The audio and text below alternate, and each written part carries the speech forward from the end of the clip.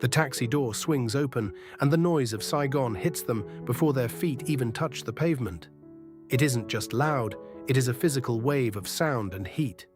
For Tu Na, whose ears are intimately tuned to the rustle of bamboo leaves and the evening chorus of farm crickets, the roar of 1,000 engines feels like walking directly into a storm. There is no soft soil here to absorb their footfalls, just endless grey concrete, stretching under blinding, flashing billboards that turn the night sky into an artificial, dizzying day. The sharp smell of exhaust fumes instantly replaces the familiar scent of jasmine and damp earth. She steps onto the curb, her knuckles turning white as she grips the worn straps of her canvas bag. The buildings tower above them, cold, reflective, and indifferent.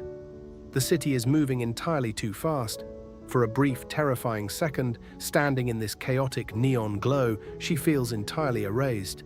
She almost wants to turn around, grab her husband Alex's arm, pull him back, and beg the driver to take them home. But then a small hand tugs hard at the hem of her shirt. "Mama, it's too bright." Hello friends, and welcome back to Alex, Tu Na, and Henry's Corner of the World. Tonight our family is far from the quiet dirt paths, the familiar wooden porch, and the warm bowls of evening porridge we usually share with you. Sometimes, stepping completely out of your world is the only way to realize how much you truly rely on it. Back at the farm, dusk brings a gentle, predictable settling. The chickens are safely cooped, the yard is swept clean of fallen leaves, and the loudest sound is usually Ba Tang pouring a cup of hot tea, or Henry's small, worn sandals slapping against the hard-packed earth of the kitchen floor. That is a rhythm Tu Na understands in her bones. It is familiar. It is safe. But tonight, that protective layer of routine has been entirely stripped away. They are standing on a sidewalk that literally vibrates with traffic. Hundreds of strangers rushing past without a single glance. Alex, carrying the heaviest bag, places a steady, warm hand on Tu Na's lower back. He doesn't say a word, but the gentle gesture grounds her, guiding her and their son toward the massive automatic glass doors of the hotel lobby. This journey hasn't just brought them to a new geographical location, it has plunged them into a sudden shared vulnerability. Alex had wanted this trip to be a reward.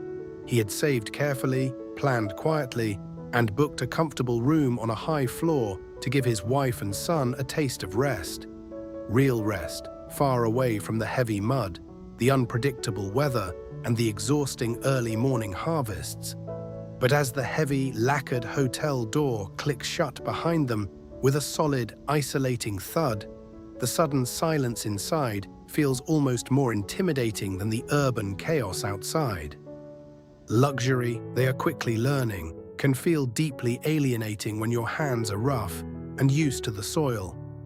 Tu Na stands frozen near the entryway, hesitating. She looks down at the pristine, plush white carpet, then down at their slightly scuffed, dust-faded travel bags. She gingerly lowers her canvas bag to the floor, placing it with an unnatural, rigid stiffness. She almost holds her breath, as if she is afraid to leave even a microscopic trace of their rural life in this immaculate, untouched space. The room is blindingly clean, smelling faintly of artificial lavender and chemical bleach. It entirely lacks the smoky, lived-in scent of their kitchen fire, the rich smell of damp earth after a sudden rain, or the comforting human scent of sun-dried laundry. A massive, flat-screen television dominates the opposite wall, cold, black and blank. The bed, piled high with impossibly crisp white pillows, looks more like a museum display piece than a place to actually sleep. Everything is too smooth, too perfect, too sterile. At home, every scratch on their wooden dining table tells a story. Every chipped ceramic bowl holds a memory of a shared meal. Here, there is no history to hold on to. Alex watches his wife silently from the doorway. He sees how stiffly she stands, her shoulders drawn tight, her hands awkwardly folded in front of her as if she doesn't know what to do with them when they aren't working. He meant to buy them a sanctuary of comfort, but looking at her tense posture, he realizes he has bought them a strange, quiet sense of displacement. They have simply traded their physical labor for an unexpected emotional tension. Tu Na finally walks toward the center of the room, her movements overly careful, navigating the space like an apologetic intruder. She doesn't feel like an honored guest, she feels completely out of her element. The sharp contrast between this quiet, sterile bubble and their breathing, chaotic, living farm doesn't bring the immediate excitement they saw in the glossy travel brochures. Instead, it brings a heavy isolation that neither of them anticipated when they latched the bamboo gate of their home just yesterday morning.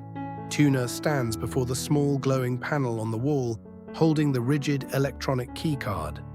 Back home, securing their life means pulling a heavy wooden latch and tying the bamboo gate with a familiar knot.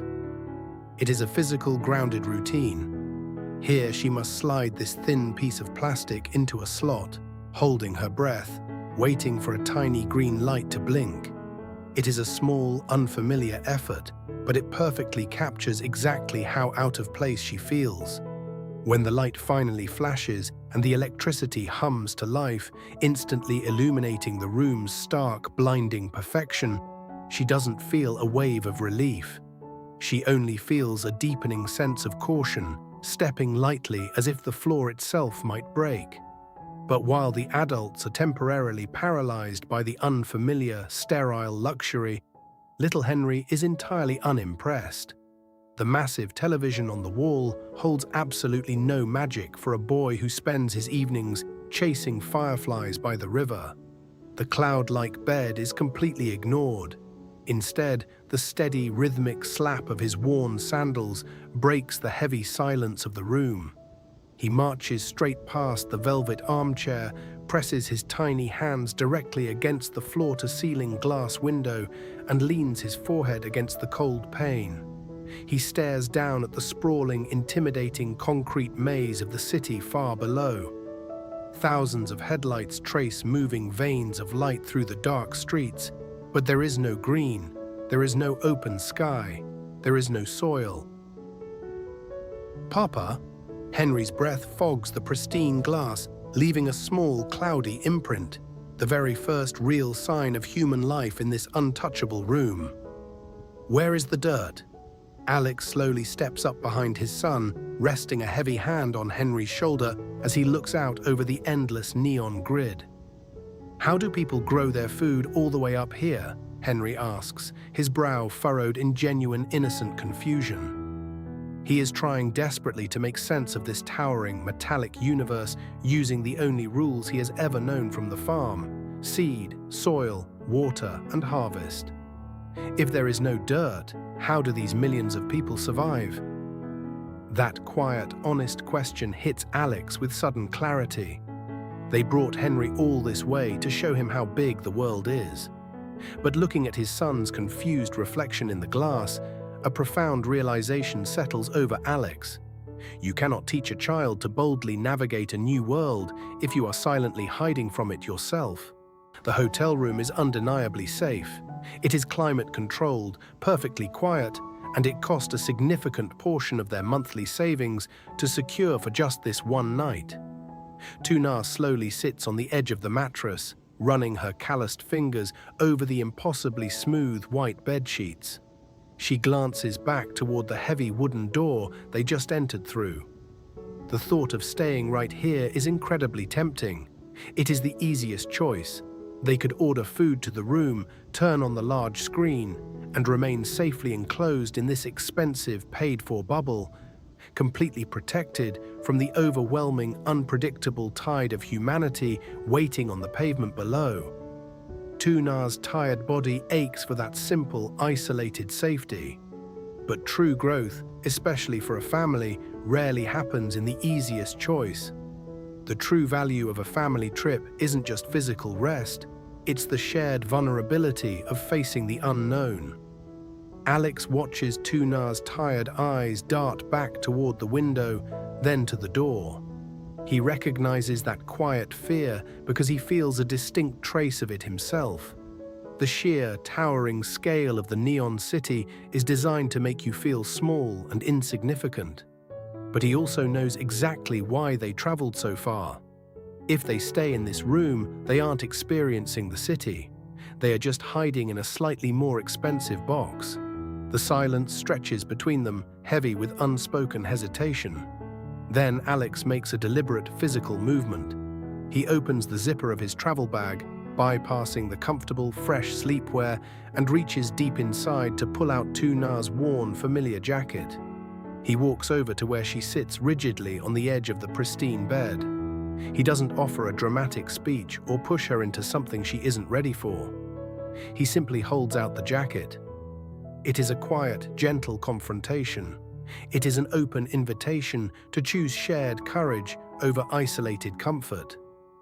"Let's go show him," Alex says softly. Tu Na looks at the jacket, then up at Alex's steady, reassuring hands.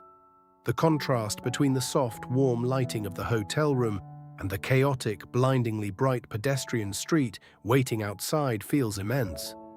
But as she takes the jacket and slides her arms into the familiar, comforting fabric, her posture visibly changes. She realizes she isn't facing the noise alone. Together, they turn the handle, open the heavy door, and step out of the bubble, ready to walk into the overwhelming light. Tu Na stands before the small glowing panel on the wall, holding the rigid electronic keycard. Back home, securing their life means pulling a heavy wooden latch and tying the bamboo gate with a familiar knot. It is a physical, grounded routine. Here, she must slide this thin piece of plastic into a slot, holding her breath, waiting for a tiny green light to blink. It is a small, unfamiliar effort, but it perfectly captures exactly how out of place she feels. When the light finally flashes and the electricity hums to life, instantly illuminating the room's stark, blinding perfection, she doesn't feel a wave of relief. She only feels a deepening sense of caution, stepping lightly as if the floor itself might break. But while the adults are temporarily paralyzed by the unfamiliar, sterile luxury, little Henry is entirely unimpressed. The massive television on the wall holds absolutely no magic for a boy who spends his evenings chasing fireflies by the river. The cloud-like bed is completely ignored. Instead, the steady, rhythmic slap of his worn sandals breaks the heavy silence of the room. He marches straight past the velvet armchair, presses his tiny hands directly against the floor-to-ceiling glass window, and leans his forehead against the cold pane. He stares down at the sprawling, intimidating concrete maze of the city far below. Thousands of headlights trace moving veins of light through the dark streets, but there is no green, there is no open sky, there is no soil. She doesn't cry, and she doesn't offer a dramatic declaration. She just watches the way Henry's small hands eagerly point at the dazzling, colorful street vendors, and the way Alex's sturdy, calloused hands securely grip the boy's ankles, keeping him safe. In this incredibly loud, overwhelming place, the heavy, paralyzing fear inside Tu Na's chest slowly vanishes. She realizes the hidden cost of staying hidden in that perfect, sterile hotel room would have been missing this exact moment of growth. Stepping into this intense discomfort didn't scatter them as a family. It stripped away their daily distractions and forced them to lean on each other entirely. They are miles away from their quiet porch, their familiar garden, and the predictable soil that shapes their daily lives. But walking behind her husband and son, a quiet transformation washes over Tu Na. She realizes that the profound warmth of their simple wooden house wasn't left behind at the heavy bamboo gate. That warmth isn't tied to the dirt or the walls of their kitchen. It is built entirely on the way they protect each other. The true value of leaving the farm wasn't about seeing tall buildings. It was about discovering that their family's foundation is strong enough to survive anywhere. They reach a busy, chaotic crosswalk, pausing as a sea of motorbikes rushes past. Without turning around, Alex reaches his hand back toward her. Tu Na steps forward and slips her rough, hard-working fingers into his strong grip. The paved concrete beneath their feet is cold, and the towering neon world surrounding them remains completely alien. Yet as the dazzling city lights cast their three long, deeply intertwined shadows across the pavement, Tu Na feels completely anchored. They still have a long, unfamiliar night ahead of them in this massive, fast-moving city, but they are absolutely not lost. Because the warmest, safest place in Saigon tonight is simply the quiet feeling of holding Alex's hand. Join our journey. Have you ever felt overwhelmed when stepping completely out of your family's comfort zone? Tell us your story in the comments below. If this small moment of our family's journey brought you some peace tonight, please consider subscribing to our channel to walk with us.